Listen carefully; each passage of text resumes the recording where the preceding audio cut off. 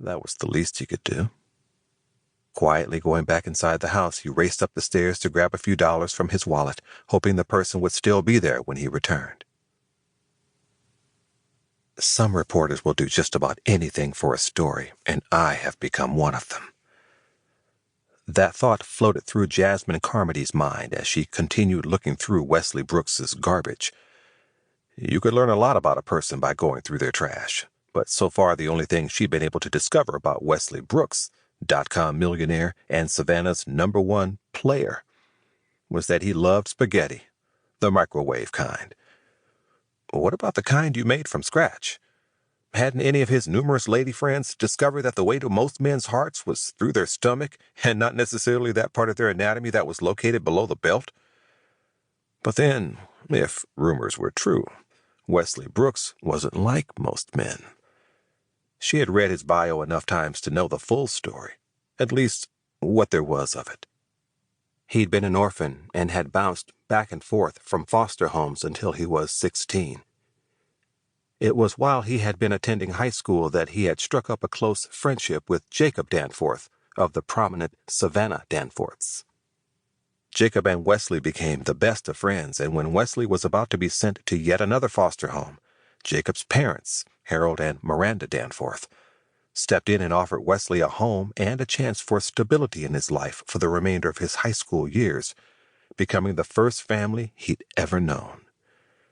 When it came time for college, Wesley's proficiency in sports and his talent for math got him a scholarship to Georgia Tech University.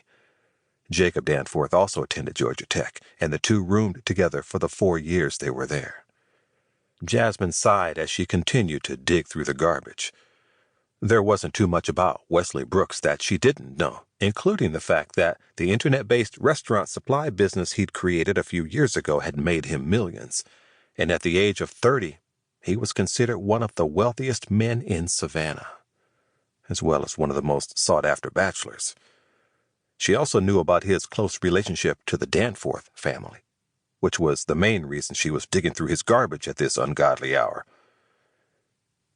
Jasmine suddenly went still. For a panicked moment, she thought she had heard something. When seconds passed and she didn't hear a thing, she continued with what she was doing. According to Veronica "Ronnie" Strongman, a fellow reporter and one of her closest friends, being home on a Saturday night was a no-no for Wesley Brooks. He was somewhere doing what she'd read he did best, besides managing his business, and that was playing the role of millionaire playboy. She stopped upon hearing another sound and turned around.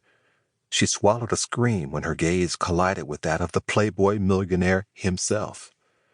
The sight of him took her breath away, and when he walked out of the shadows barefoot and wearing only his jeans, her gaze first locked on his bare chest before moving upward to his gorgeous hazel eyes. He was taller than she had imagined, and very solid, all muscles and no fat. He had chestnut-colored skin, the kind that didn't make you think of open fires, but stirring up a different kind of fire. She had been caught red-handed in Wesley Brooks's trash, and the first thought that came to her mind was to run. But for some reason, she couldn't move. She felt glued to the spot. Wesley was shocked.